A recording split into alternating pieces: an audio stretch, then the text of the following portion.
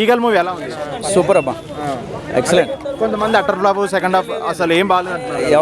అదే చూడకుండా చెప్పడం వేరు, చూసి చెప్పడం వేరు. రవితేజ గారిని మనం ఎలా అంటే ఒక యాంగిల్లో చూస్తున్నాం, ఇప్పటివరకు కామెడీ యాంగిల్లో చూస్తున్నాం. It's a action thriller, action movie. అంటే ఒకసారి యాక్సెప్ట్ చేయట్లేదు అంతే. ఇలా ఉంటుందని ఎక్స్పెక్ట్ చేయలేదు కాబట్టి కామెడీగా ఉంటుందని వచ్చిన వాళ్ళందరికీ అలా అనిపిస్తుంది.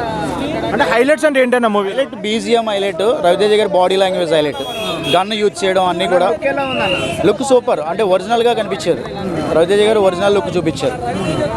ఫస్ట్ హాఫ్ ఎండింగ్ లో రివీల్ అవుతారంట హీరో. ఫస్ట్ హాఫ్ ఎండింగ్లో కాదు, ఫస్ట్ నుంచి ఉన్నారు. ఫస్ట్ హాఫ్ ఎండింగ్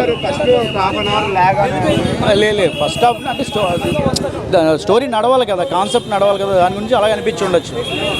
అనేది ఏంటంటే ఫైట్స్ లో మూవీ పెట్టినట్టుంది, మొత్తం ఫైట్స్ ఉన్నాయి అని. మరి కాన్సెప్టే అది కదా, కాన్సెప్టే ఒక యాక్షన్ మూవీ కాబట్టి అలా అనిపిస్తుంది అంతే.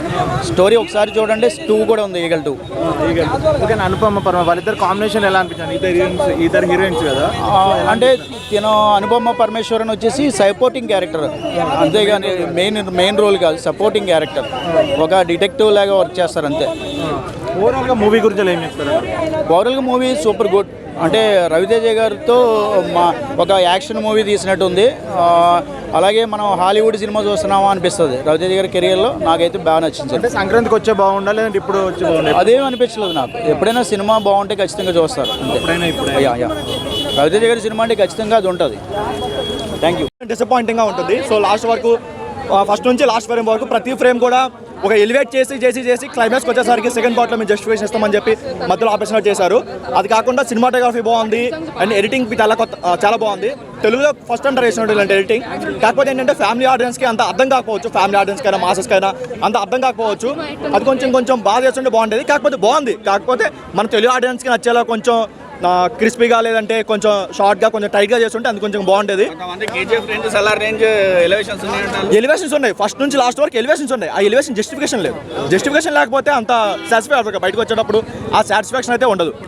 క్లైమాక్స్ ఒక రేంజ్లో ఉంటుంది అన్నారు. ఎలా ఉంది క్లైమాక్స్ అంతా ఏం లేదన్న. క్లైమాక్స్ సినిమాకి సంబంధం లేదు, అంత పెద్దది లేదు. కానీ ఆ ఎలివేషన్స్ బాగున్నాయి. ఆ ఫైట్ అయినా, లేదంటే ఒక కాళీమాత ఫైట్ ఉంటుంది, ఆ ఫైట్ చాలా బాగుంది. ఇప్పుడు సలార్లో కాటరమ్మ ఫైట్ ఎలా ఉంటుందో ఆ రేంజ్లో ఫైట్ ఉంటుంది. స్టోరీ రొటీన్ స్టోరీ అన్న. కాకపోతే ఎలివేషన్స్ కొత్తగా ఉన్నాయి. ఎలివేషన్స్ అయినా, డైలాగ్స్ అయినా, ప్రతి డైలాగ్ ఫస్ట్ ఫ్రేమ్ నుంచి లాస్ట్ ఫ్రేమ్ వరకు ప్రతిదీ డైలాగే. ప్రతి కన్వర్జేషన్ కూడా ఒక టోటల్ పేలిద్ది. అంతవరకు బాగుంది అంటారు కదా. మరి పార్ట్ 2 కోసం వెయిట్ చేసే కంటెంట్ పార్ట్ 1 ఉందా? అంత కంటెంట్ అయితే లేదన్న. ఇప్పుడు సలారు, కేజీఎఫ్ అంటే అవి కంటిన్యూస్ స్టోరీ కాబట్టి వెయిట్ చేయొచ్చు. ఇందులో సైంధవ్ 2 ఒకేలా ట్రై చేశారు. సైంధవ్లో కూడా పార్ట్ 2 వెయిట్ చేసేంత స్కోప్ కూడా ఏం లేదు. సేమ్ ఇందులో కూడా స్కోప్ కూడా ఏం లేదు. కాకపోతే ఏం చెప్తారు, సినిమా ఎలా ఉందంటే?